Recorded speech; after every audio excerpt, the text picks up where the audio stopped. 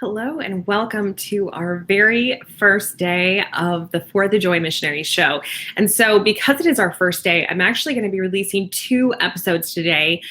And the way that this worked out, the way that all the cards fell is just so beautiful and so incredible because the Holy Spirit really put these 2 women that you're going to hear from today along with me in my path at the perfect time, because no more than any women I have talked to in a very long time, these 2 women give me totally different but very deep hope for the future.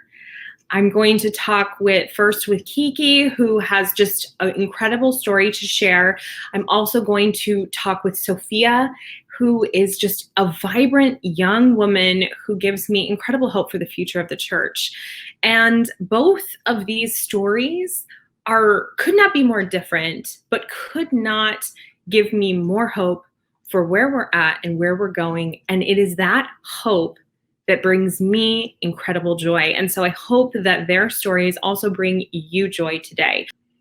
I do want to preface Kiki's episode, which will follow this video, just by saying that a brief trigger warning that she does talk about some really horrific abuse that she endured. So please do use your discretion in viewing this video.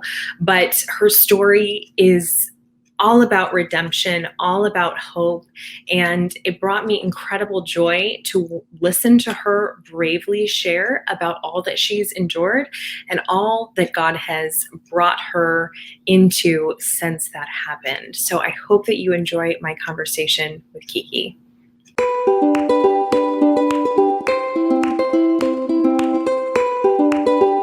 Hello and welcome back to For the Joy Missionary Show. I am so happy to be here with you today, sharing our very first real episode of the For the Joy Missionary Show. And I could not have found a more apt guest for our very first show, because she, to me, is just the epitome of what it is to be a joy missionary. She is the self-proclaimed future patron saint of joy, and she is a strategist with the Women's School. So I have that fun piece of things in common. And she is also a sexual integrity coach, which is so exciting to talk with her about what that means. So stay tuned. But Kiki, thank you so much for being with me today. Of course, Jill. It is such a gift to be in the presence of your audience and yourself, and I can't wait to delve into all of the things. Yeah, absolutely. So tell us all about yourself, Kiki, first of all, just to start off. Yeah, okay. So I was born and raised in Los Angeles, California, and have spent the majority of my life there. I was born into a single mother, so I was born in a wedlock, which is, I think, a lot of the story of the modern culture today. And it's not seen as like a out of the norm thing anymore because it's so normalized. But I do think it's been such a part of the need for me to heal that I need to say that as part of my story. So my mom ended up getting together with my stepfather, and when I was around 8, the whole time, Jill, I had believed that he was my father, my biological father. And when I was 8, I actually found out that he wasn't. So that was a deep, just rattle in my soul. A deep shock. You can imagine, right? Like an 8-year-old.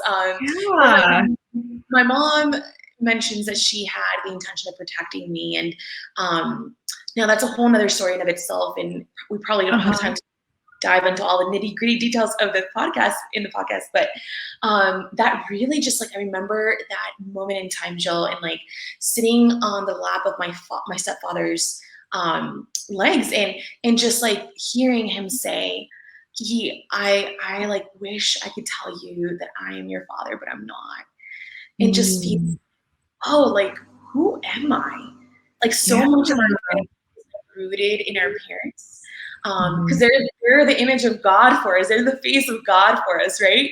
And I just felt so lost, was questioning myself so much. And it took me about 4 years from 8 to 12 to really muster up the courage to meet my biological father, which I then did when I was 13. Unfortunately, 6 months after meeting him, he began to sexually abuse me. And that ended up actually escalating to rape. And in that period of time, that dark period of time in my life was about 7 years, Jill, 7 years. And in the midst of all of that, he got me really addicted to pornography, masturbation, and it just really opened up the door to lust, and using lust as a way to cope with the symptoms of greater trauma, right? And so entering into my college years, I did not know Jesus. I had just backed away from the Catholic Church, was not going to mass anymore. I actually became addicted to sex at some point. And I say this so openly in this podcast because I'm just on a mission to help women know that if this is part of their story, they're not alone, And Jill, the Lord ended up really opening that can of worms for me when I was around 23. This was after college. So I didn't have the cookie cutter kind of Catholic experience, which I wish I had gone to Benedictine or Franciscan and stuff, but I didn't. And encountered the Lord afterward and really entered into that my faith, solidified my faith because of the Ignatian spiritual exercises were such a pivotal thing for me. And then the road to my mission years began. I began to work with a crisis pregnancy center. And it was there that my mom actually told me a little bit more of a layer of my story, which was the fact that she was twice post-abortive. And when I was going to be the third abortion, my father was going to coerce her. So it was there where I was able to see just kind of the irony and the eeriness behind my story, that the same man that wanted to do away with my life was the same just exploited it. And so it just kind of is a catch-all for the way in which our culture is just hurting and bleeding when it comes to our sexuality, human dignity, right? Fatherlessness, a lack of good and holy marriages, and that was a big part of my story. And so when I found that out, definitely took me some time to recover, because there was that wound of rejection, even from wow, we're gonna obliterate me, I wasn't received so fully in love, So anyway, I finished my time at the Crisis Pregnancy Center. I went on to move to Phoenix for a year of working with Maggie's Place, a whole year working with pregnant, homeless mommies and babies. And from then on, I started working with the Culture Project, where I became a speaker with them. So grateful for their mission, and went into different classrooms, really sharing the theology of the body, what sexual integrity is, what chastity is, and what relationships need to look like if we are to be fully alive, right? So now it leads me to where I'm currently at, which is how you introduced me, is the Woman School, really helping women lead lives of wholeness, right? Develop their God-given dreams, and helping them do that with practical skill set and mindset. But as I've been guiding women for about a year now, and even in my own journey, I had a breakthrough, and I knew that there needed to be a primer to the Women's School program, and I'm so convinced about this because, again, I am that woman, and I just see women that have similar cases, to porn addiction, sexual abuse, women that are living with trauma, with deep trauma, with grave trauma, are not in a place to do all the nitty-gritty practical things that entail dreaming. Because we need to help them dream again by helping them change their stories. And that's what we're doing as a sexual integrity coach. really just helping women, even if they're in a dating relationship, you know, like helping them to holiness in that, helping them see that it doesn't have to be that scary. So yeah, that's where I'm at, and that's how I've been led here. And it's just, it's a to serve God's people.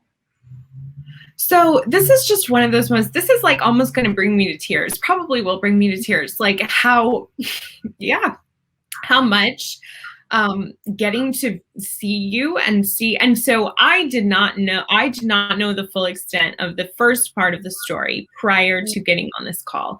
I know what you're doing now. I see the fruit of what you're doing now. And I've seen you in our women's school group and things like that. And just thinking that girl is alive. Like I've thought that, like she is living because she's just fully there in her life. And then hearing this story, this is just like, this is the like Passion of Christ story. Like this is, you had a long Good Friday and this beautiful like resurrection even here. And we know that this isn't like the end of the story. You know, there's going to be the resurrection at the end, but like the transformation and the beauty that has been brought about is just like, it almost brings me to tears because that's just so beautiful and such a testament to God's goodness and God's presence. And I think coming out of what you went through, that is so often used as in so many women's lives as kind of, this is why I cannot have joy. This is what is the reason that it's impossible for me to be a joyful person, to live with joy. How could you say that joy is, you know, available to everyone? How could you say that joy is possible? Look at what my story is. And so I guess to answer that, what is it that you would say to women that are in that place that say, this is not going to change? Mm-hmm. Yeah. Thank you, Jill. Thanks so much for that. That has been quite a long Good Friday for sure. And with women, you know, that are in that the Lord talks about in scripture, you're not alone. I think that joy is found most when we engage our stories and we don't shy away from the particularity of our story. Like God's glory is found most in the details of your story. And a lot of the times, you know, when we're like, I'm sharing here and it's like very, very general, you know, but I just literally I hired someone for, her name's Heather Stringer, and she is a ritual maker, and it's just amazing and really helps people create rituals that define certain seasons of their life, really encapsulate what it is that they want to be able to bear, you know, forth in the season of their life. And for me, I moved to Phoenix for deep healing. Healing after I had my first breakthrough through the Woman School program. I knew father was my perpetrator. I knew that he was my sexual abuser, but the word rape was something that I like had just buried in my subconscious mind. Because if I brought it to the forefront, right, it makes sense. My body was trying to like have me survive all of my and just like, and the Lord also to me mercy was like, girl, you can't have this all like in one sitting. Like I have to give it to you in faith. So, right? Like I had my breakthrough and I understood that I was a rape survivor. And also to the point of just like almost, right? Like I thought I had been impregnated by my own father. And like having gone, I remember just like one day in high school, like having gone to a clinic just across the street from my high school and getting a pregnancy test and then like calling him afterward and him telling me, you might need to get an abortion. In just reaching that low, you know, in my story, like I feel so convicted that women can find joy when they are guided and walked with in their particularity of their stories and understanding too, like that the sacraments, right? The sacraments the Lord gives us in the Catholic Church have a pivotal role in helping us really really know and feel like from within, like that we are being redeemed.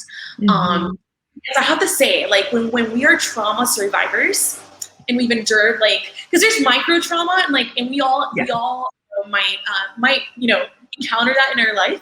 There's also really big trauma, like we're kind of sharing today, and so if that's your story, right, like then to know that like there is actually disassociation from like your body that sometimes is very fragmentation, cognitive dissonance, like all of those symptoms are so normal. And so it makes sense to me that a lot of women that have lived things like this out feel like joy is so far out in the distance. And the truth of theology of the body and how the body really reveals that which is invisible, right? Makes visible that which is invisible. And so it's so cool because we have the fullness of truth, but to be able to also like pair it with like research and science and know that it's actually like a way of healing, even though everyone's different, like there is a hope out there. I think it's the hope, Jill, that has given me the most joy to know that like, hey, I might be in the middle of like the deepest valley of my life, but like God is a God of the resurrection, and He's not going to leave me. Yeah.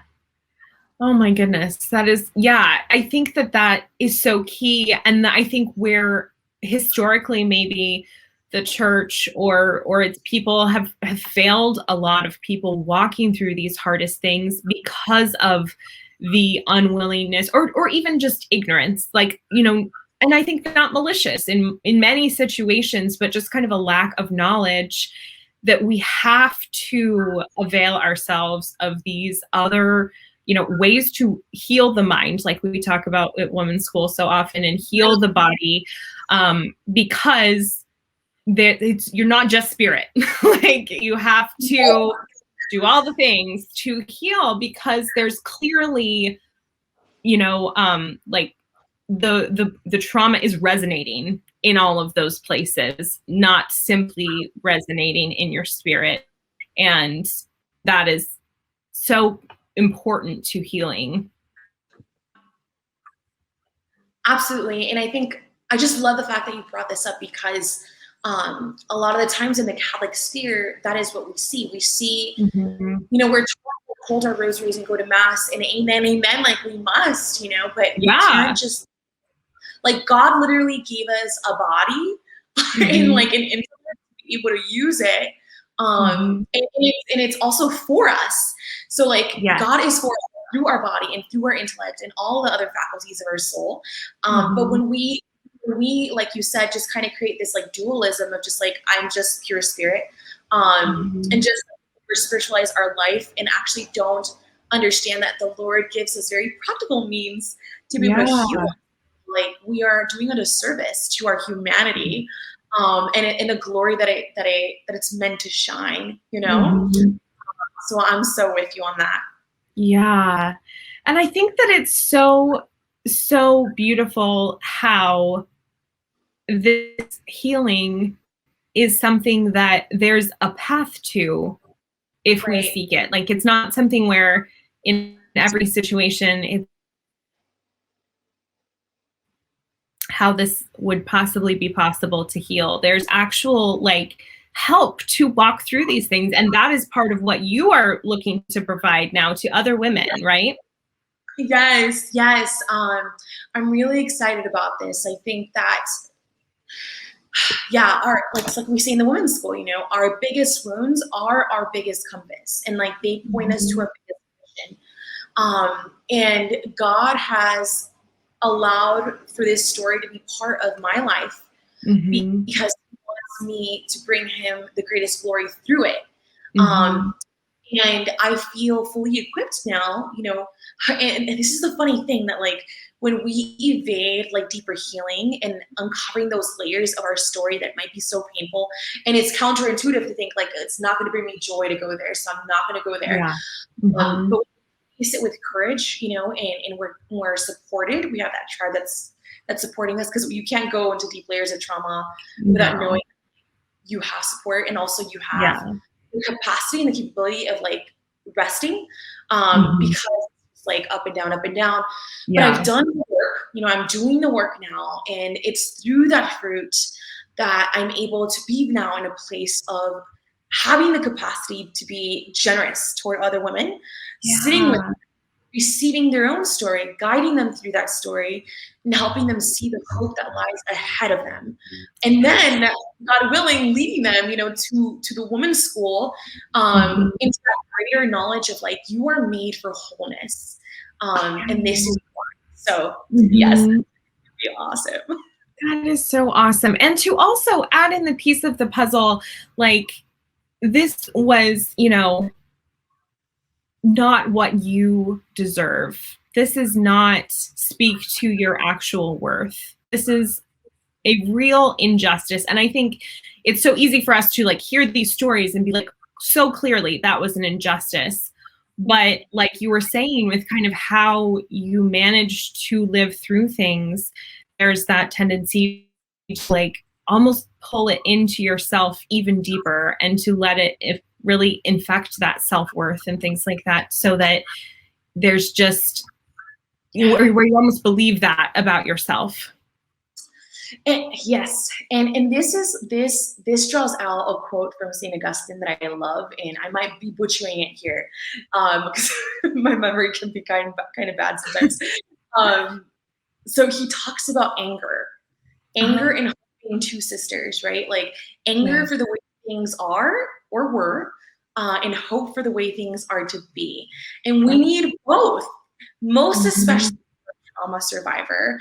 And you have a story similar to mine where like, I'm so freaking mad that like I was born out of wedlock. Like I'm so mad that like, my stepfather betrayed my mom and she was cheated on, like, and just betrayal after betrayal of like fatherly figures in my life. And then I'm so freaking my own father, right? Like just like raped me. I'm enraged actually. Yeah.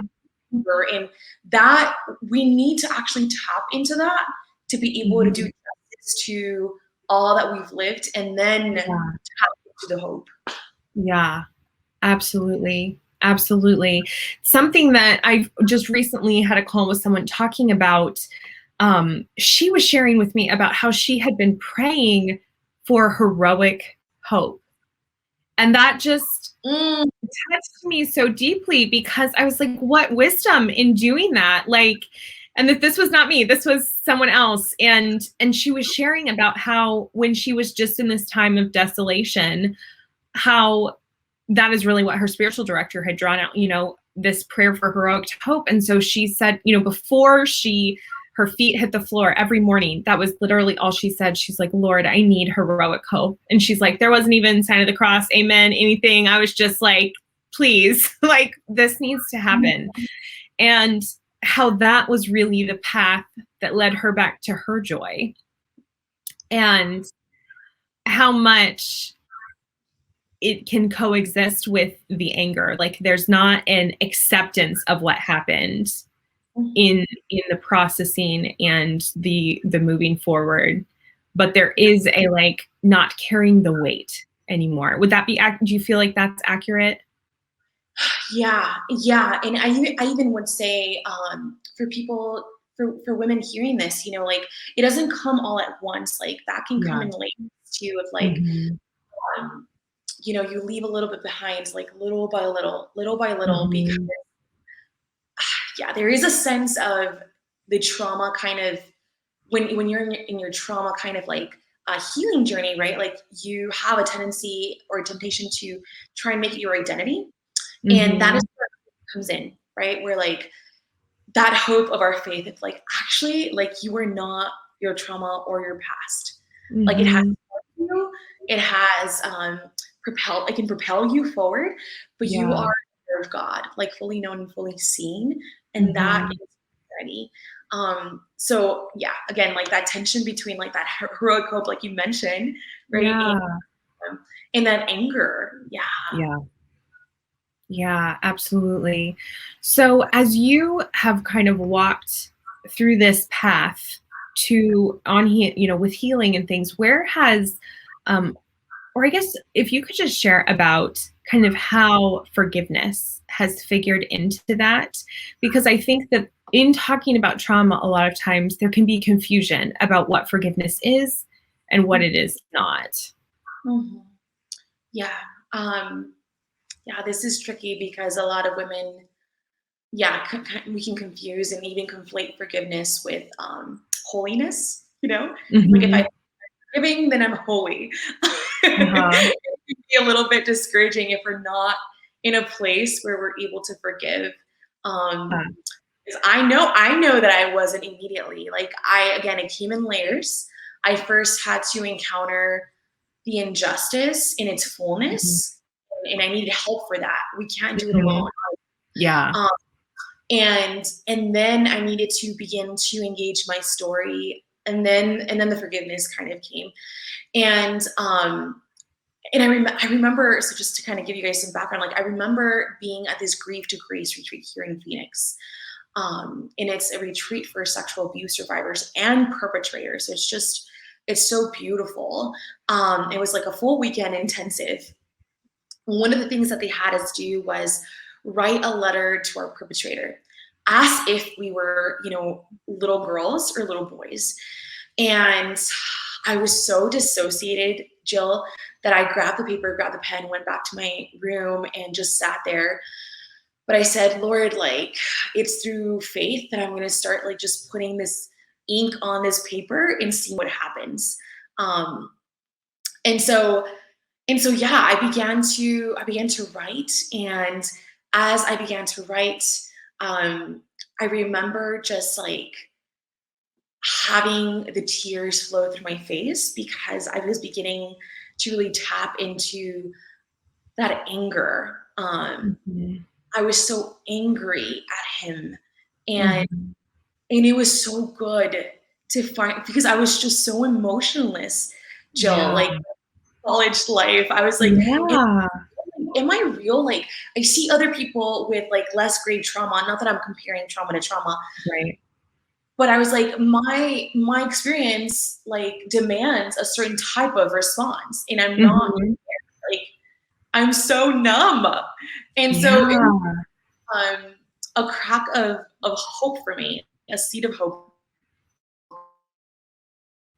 and myself really then being able to ask the question, all right, like, am I feeling capable of forgiving right now? And before, where like forgiveness is not really about the other person, but it's about that freedom, that interior freedom that you desire to be, to peace that which the other person did to you.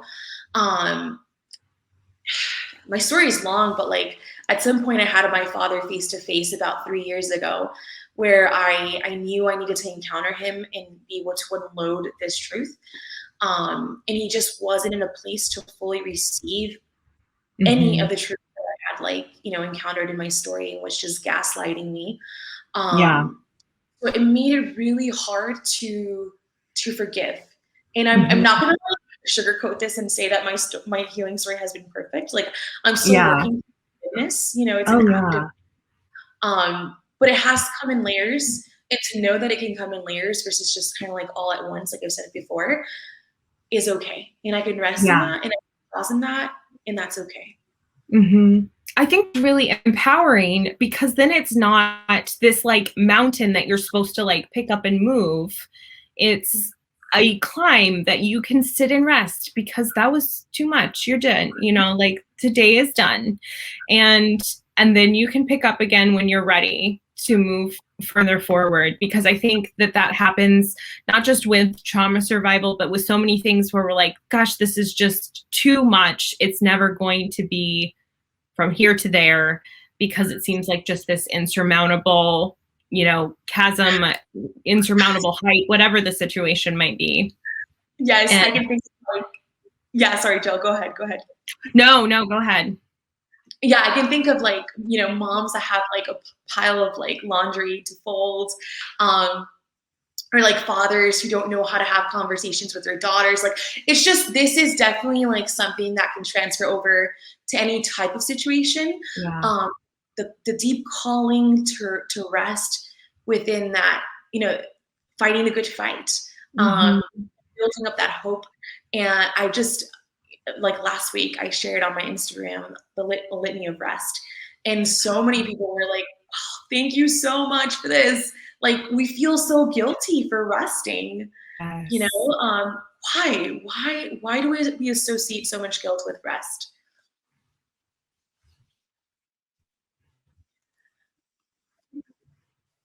Yeah. And I'm not sure if anybody here is like a fan of the Binding Together podcast, but recently they also published one of their Instagram posts where like they were quoting Joseph Piper, and basically what he was saying, a lot of the times we do feel guilt, you know, for entering into leisure or rest because we're constantly in this state where we think that we have to validate like our existence, where we have to somehow come up with a reason for us existing. And if we're just simply being, then that is a threat, you know, to us. So we have to do in order for us to feel like, okay, like I can take up space in this world. It was a huge. Yeah, I think that that's such a common experience because there's always that element of our self-worth in everything that we do. Like that's something that we're not able to like separate our actions from our self-worth. And that's something that, you know, my experience in the Women's School also has helped me understand so much, because you show up with your self-worth to whatever you're showing up to, whether it's, you know, you're going to the grocery store recovering from your trauma, like it's, you know, neutral and hard and easy and everything in between. Have that sense that we're worth the work and worth the effort and worth taking up space, then there's always going to be that tension there. And I think that that's what we encounter women that haven't had the magnitude or you know, like you said, don't want to compare trauma, but just have had less traumatic things happen in their lives that still deal with this feeling of worthlessness. That sometimes there's even that, like, why do I even feel this way? Like, I don't have a story maybe like yours, and I feel like that I'm still struggling with all these things, that it's like almost like not earned to struggle. I don't know. We compare on like every level. That's just so unhelpful. Yeah, and we talk about that even too in the Women's School of like comparison and competition, and how subtle it can be and how much it robs us of our light, you know, in other sisters' light. And it was so interesting to me when we began to learn, right, that like, so we talk about self-worth, but like even deeper is self-image, and how your self-image really is what gives life to your self-worth, gives shape to your self-worth. And a lot of us don't know that like our self-image has been revealed to us. So for example, in your case, Jill, like you're saying, well, I don't have a story like yours, Kiki, right? Like, but you can still be suffering from a lack of self-worth or self-worth because your self-image wasn't revealed in the way that you know, needed it. And that doesn't really, you know, demand like a grave trauma story. It's still a very sad thing. Yeah.